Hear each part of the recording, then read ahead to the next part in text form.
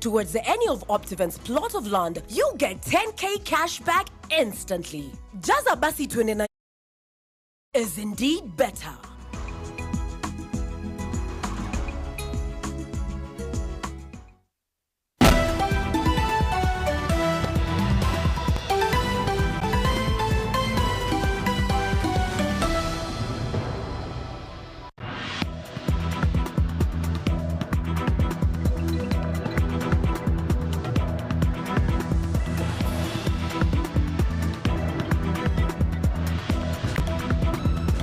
Saa 7 kamili, wakati wa kupata taarifa kutoka mashinani, zikiwa ni taarifa kutoka kaunti mbalimbali humu nchini, lakini tupate yaliyomo. Vidokezo vinaletwa kwako kwa hisani ya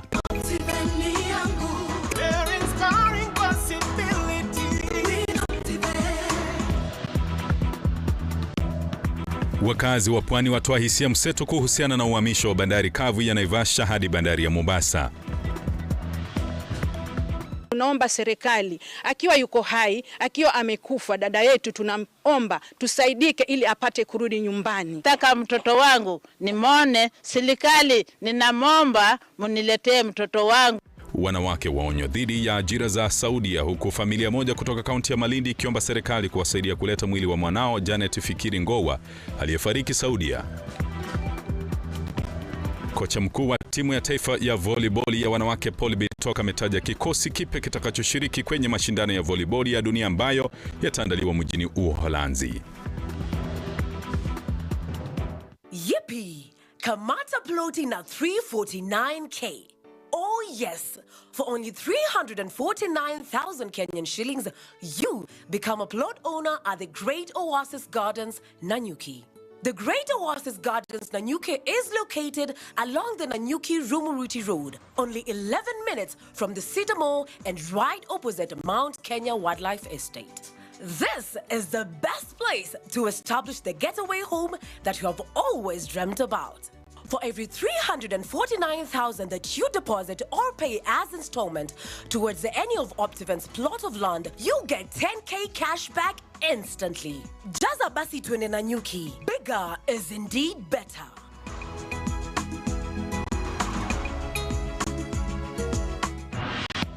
Kusha matangazo haya kwenye mtandao wa kijamii wa Facebook ambapo tunapatikana Lookuptv na kwenye Twitter ambapo tunapatikana @Lookuptv. Mimi ni Naye Lamech Aungo. Mwaka wa 2019 Rais mstaafu Uhuru Kenyatta alitoa amri kuhamisha kwa shughuli za bandari kavu ya Mombasa hadi Naivasha. Amri hiyo imebadilishwa na Rais William Ruto wakati wa uapisho wake kwa shughuli za bandari hiyo kurudishwa na operesheni zote kuendelea, hatua itakayowafaidi wafanyabiashara kupata ajira na maendeleo ya uchumi. Moses Okech anaarifu zaidi. As we mark the completion of the Naivasha Inland Container Depot and the commencement of the freight operations to Naivasha. Katika kipindi chake cha uongozi, mwezi wa Disemba mwaka 2019, Rais mstaafu Uhuru Kenyatta aliamrisha kuhamishwa kwa operesheni za bandari ya Mombasa hadi bandari kavu ya Naivasha, ambayo ina nafasi ya ekari 1000 na ina uwezo wa kustahimili mizigo ya tani milioni 2. Hali iliyopelekea wasafirishaji kuhofia kupoteza ajira na wafanyabiashara wengine kubadilisha makao ili kuendeleza biashara zao. Hali sasa imerejea kama awali baada ya Rais William Ruto kuamrisha kurudishwa kwa operesheni katika bandari ya Mombasa. This afternoon, I will be issuing instructions for clearing of goods and other attendant operational issues to revert to the port of Mombasa as I made a commitment. Hii ikawa ni mwanzo wa kutimiza ahadi zake kwa wafanyabiashara na wakazi wa kaunti ya Mombasa alipokuwa kwenye harakati zake za kampeni katika mkoa wa Pwani. Ruto ametumai kuwa itawasaidia wengi kupata ajira na kuendeleza maisha yao. This will restore thousands of jobs in the city of Mombasa. Alipokuwa akihutubia Wakenya Jumanne siku ya kuapishwa kwake, Ruto alitaja kuwa mwelekeo huo utainua uchumi wa Mombasa uliofifia na bandari hiyo kuwa kubwa zaidi itasaidia maendeleo ya kuagiza na kuuza nje bidhaa sehemu nyingi zaidi. Na baada ya amrisho hiyo, wafanyabiashara wa Mombasa wamesifia hatua hiyo na matumaini yao ya kurejelea biashara zao. Mimi nimefurahi sana kwa rais kuregesha operations za port ndani ya Mombasa. Kwa hiyo yamaanisha kwamba sisi kama watu wa Mombasa, Mombasa itafufuka. Tumekuwa tukiona Mombasa imekuwa ghost town. Sasa hii tunashukuru kwa sababu poti imekuja, na huwa tunafanya entertainment kwa poti, lakini hatujaajiriwa kwa miaka mingi. Tuko hapo tuna dansi tu, lakini hatukumbukwi. Lakini sasa tunaamini ya kwamba mheshimiwa venye umerudisha hapa na uko mwenyewe, tunaamini kazi pia tutapata kama artist. Ninajua sasa uchumi ukiimarika tutaweza kulea watoto wetu na bila shida na kuwasomesha. Mheshimiwa Rais Ruto Kenya na kusii tu, tembea unapokuja, tembea pale VOK, tuangalie ni vipi takataka itotolewa pale. Na upande mwingine ambao ningeomba sana ni kuhusu ECBC. Mheshimiwa Ruto, tumekamuliwa sana. Kuna uwezekano wa msongamano bandarini, kuongezeka kwa trafiki kwenye barabara kuu ya Mombasa na Nairobi ikiwa waagizaji watachagua kurudisha mizigo yao barabarani. Vilevile, pana asilimia kubwa ya wafanyabiashara kwenye bandari kavu ya Naivasha ambao huenda wakapoteza kazi zao. Ili kufanikiwa, serikali mpya itaangalia mikakati kabambe na dhabiti za ufanisi wa bandari ya Mombasa. Moses Okech, Lookuptv. Asante sana Moses Okechi. Katika kaunti ya Kilifi, gavana wa kaunti hiyo Gideon Mung'aro amewaahidi wawekezaji katika mikahawa kaunti ya Kilifi kuwa atawalipa madeni yote wanayoidai kaunti hiyo. Akizungumza mjini Kilifi kwenye mkutano na wawekezaji hao, Mung'aro aidha amesema kuwa malipo hayo yatafanyika baada ya kukagua uhalali wa madeni hayo ipasavyo. Shadwe Karire na taarifa hiyo kwa kina. Wawekezaji wa mikahawa wa kaunti ya Kilifi wamepata matumaini mapya baada ya gavana wa kaunti hiyo Gideon Mung'aro kuahidi kuwalipa madeni yao. Akizungumza wakati wa mkutano na wawekezaji hao, Mung'aro aidha amesema kuwa atakagua madeni hayo ili kubaini iwapo ni ya halali. Also, I want to mention by Maureen is regarding pending bills. You'll bear with me. I know that many of the hoteliers are suffering at the moment because you have bills from the county which has not been paid. But you also appreciate that as a new governor, I need to audit everything before I spend any penny, which is your money anyway. There are some bills which people have indicated people went for meetings, maybe meetings never took place. So it'll allow me a few months to audit all the accounts, all the money which was spent, and when we get the truth of the bills which have been incurred by the county, I want to assure you that you'll be paid, but after a lot of scrutiny and audit by National Treasury and reputable audit firm. Gavana Mung'aro alisema hayo baada ya wawekezaji hao kumsihi kulipa madeni hayo upesi ili kuwawezesha kuendeleza biashara zao. One thing that I know, most of the tourists inside here, the people who are the hotel owners or the managers, they're talking about the pending bills. Pending bills is a big issue, which I think if your county is able to get a proper procurement policy plan, it is going to help. Rather than having people meet, having people go to the hotels and then the bills are paid 3 years later. That is not good for the industry. Mung'aro vilevile ameahidi kuwa utawala wake utapiga jeki utalii katika kaunti ya Kilifi ili kuimarisha uwekezaji. On tourism, I want to assure you that we are on top of things. We partner with you. We make sure that we work together to better the tourism in this circuit. We have many ideas, and soon I'll ask the county assembly, once it's on Tuesday next week, that we bring a policy on creating the Kilifi Tourism Board so we can market Kilifi as a destination. Shadrack Kareria, Lookuptv. Na polisi katika kaunti ya Nakuru wameanza upelelezi wa kifo tatanishi cha Elizabeth Njeri anayedaiwa kubakwa na hatimaye kunyongwa. Mwili wake Elizabeth ulipatikana katika eneo la ujenzi mtaani JC. Familia ikiongozwa na Faith Kiragu, dadake mwenda zake, wanaomba uchunguzi kamilifu kutekelezwa na zaidi usalama katika eneo hilo kuboreshwa.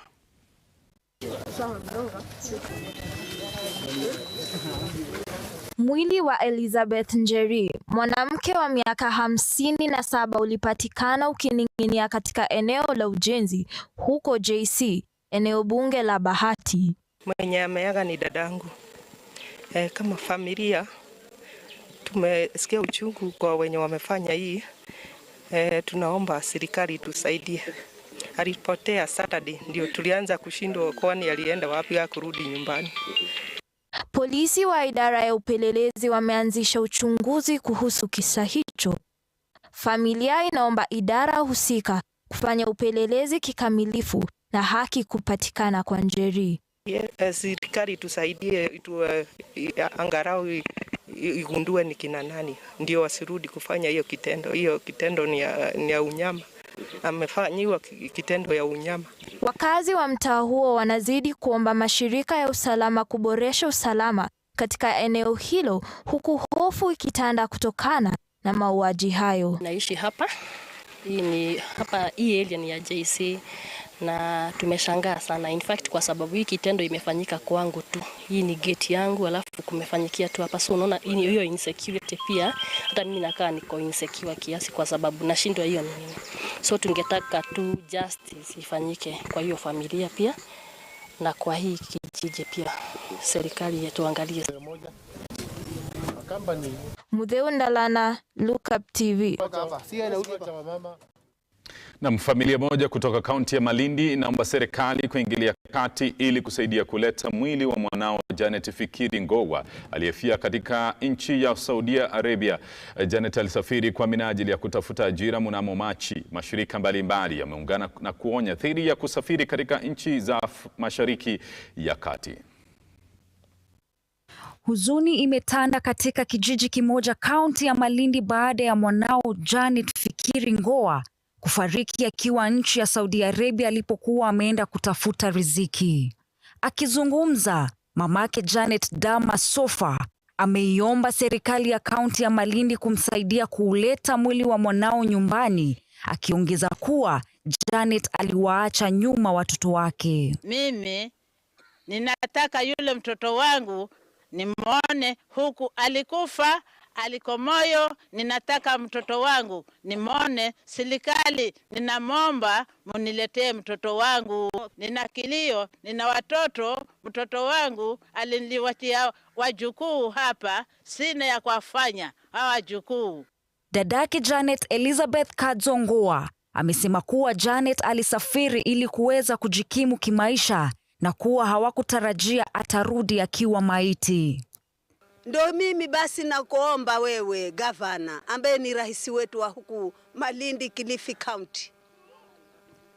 Ninakuomba serikali yako, serikali yetu uingie kati tupate huyu msichana. Hatujui ni mzima, hatujui amekufa, hatuelewi. Afisa wa shirika la Muhuri amewaonya wanawake dhidi ya kutafuta kazi katika nchi za Mashariki ya Kati, haswa nchi ya Saudi Arabia. Haya yanajiri baada ya vifo vingi vya wanawake kuripotiwa baada ya wao kuteswa na kudhulumiwa wanapoenda nchi hizo kutafuta ajira. Kumekuwa na changamoto ya kuwa maagent wamekuwa wengi na maagent wengi ni gushi. Wale ambao ni wa ukweli ni wachache. Wale wa urongo ni wengi na imekuwa ni kama biashara hawa maagent ya kuchukua hawa wasichana kuwapeleka huko, na wakifika huko hawana msimamizi. They don't know where to go. Wakipatikana na shida yote hakuna mahali wanaweza kukimbilia because hawakufuata procedure na protocols za sawasawa. Riza Bwire, afisa wa shirika la Sema Nami Mama, amehimiza ushirikiano kati ya wanaohusika kuwapeleka wasichana kufanya kazi nje ya nchi utawawezesha waajiri na waajiriwa kuzielewa haki zao na kupunguza kwa dhulma na unyanyasaji wa wafanyakazi hao.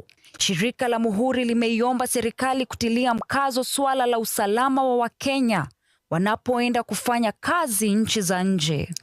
So tunataka tushirikiane tufanye kazi pamoja, our agents ambao ni registered, hii ofisi ya NEA, mashirika ambayo si ya kiserikali ambayo yako hapa Kilifi, tuwe vibrant, tuendelee na kuweza kuhamasisha jamii kuhusu hizi kazi za nje. Bwire pia amesisitiza kuwa lugha ni kikwazo kikubwa, kwani wanawake hao hawaielewi lugha ya Kiarabu inayotatiza utendakazi wao. Brian Wachira, mwanaharakati huko Malindi, ameitaka serikali kufuatilia visa kama hivi vinavyohusu Wakenya ili kupunguza mvutano kati ya Wakenya na waajiri wao. Serikali na zile embassy lazima wafuate kufuatilizia zile kesi, kwa sababu hichi si kisa cha kwanza, ni kisa ambacho kimefanyika sijui kama cha ngapi. Kwa hivyo tunaona wakati kama uno tunataka embassy na serikali, mambo haya yakifanyika basi uchunguzi uweze kufuatwa na tupate majibu. Grace Mureithi, Lookuptv. Na kwa taarifa hiyo ya Grace Mureithi tunachukua mapumziko, tunarudi, usende mbali maana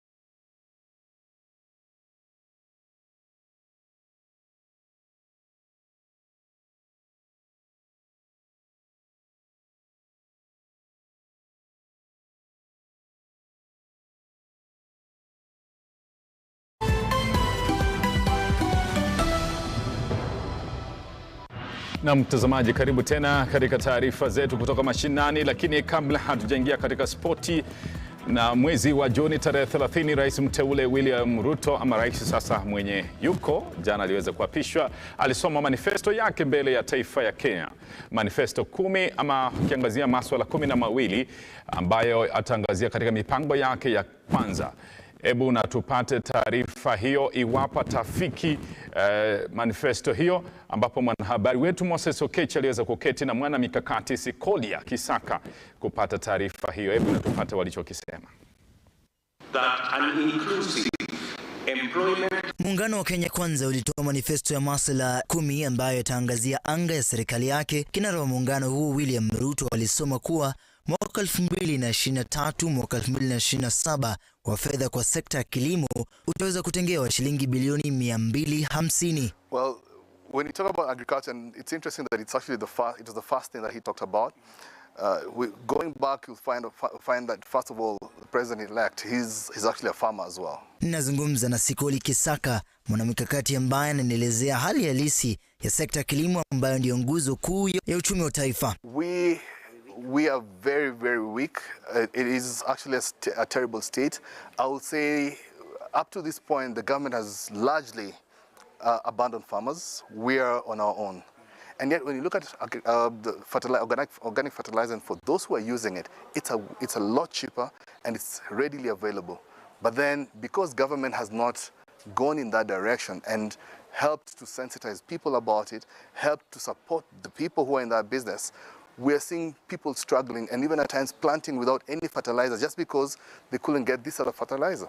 Rais anayeondoka Uhuru Kenyatta alikuwa na miradi zinazoendelea ikiwemo barabara na hospitali. Je, Rais William Ruto atazimaliza kama alivyoandika kwenye manifesto yake? Instead of just, maybe getting into that office and discarding everything and just starting from fresh with what an individual's plans are, I would hope that, and especially with this situation, because he was a DP, so he was essentially in that government, right? And so he may have sanctioned quite a number of those projects. I will be waiting to see how he's going to handle the pending projects or the projects that are not yet completed. Because before you start on new projects, look and see from the projects that are already underway, that are already in flight, how many of those feed into your manifesto. Na kwenye sekta ya elimu, he wasn't for CBC. I would be waiting to see what his experts will come and say, okay, how are we going to redefine this? Because I don't know whether they will decide to scrap it off, which again will put us into another spin. I don't know whether they will decide and say, okay, we're going to let it go, but we are going to see how to modify it into a better system. Then now from there, we can be able to see, so where do we need to go? How do we need to improve on this? 844 was not working for us because it's theory. CBC is supposed to be practical, but then is it really practical, right? And how are we supposed to then change it and make it what it was supposed to be? Whoever envisioned it, right? The professionals that came up with all that, are we implementing it the way it was supposed to be implemented, as opposed to complaining about it and saying it's not working and we need to scrap it? Unahisi kuwa Ruto atayafiki manifesto yake yote? I believe there's a potential to achieve each and every one of those is possible, but the first place that he needs to start upon is corruption. Corruption is what is going to be the stopper that's going to make it impossible to achieve any one of these. But then if he deals with corruption, all the rest are achievable. Na manifesto tatimizwa kwenye serikali yake? I would say this, if he asked me to get it to fruition for him, I would. Wow. So if I think I can do it, I believe he has a team that can. So the question is he going to be able to lead his team into fulfilling every one of those manifesto points? Rais William Ruto anapochukua hatamu za uongozi kwa miaka 5 zijazo, taifa la Kenya linatarajia kuwa atatimiza matakwa aliyoahidi kwenye manifesto yake na kuondoa ufisadi nchini. Moses Okech, Lookuptv.